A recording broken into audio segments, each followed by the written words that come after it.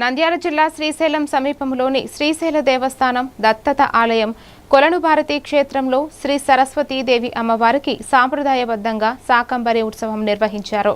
సుమారు 300 కిలోలకు పైగా కూరగాయలు, ఆకుకూరలు, పండ్లతో అమ్మవారిని ప్రత్యేకంగా అలంకరించి విశేష పూజలు చేశారు.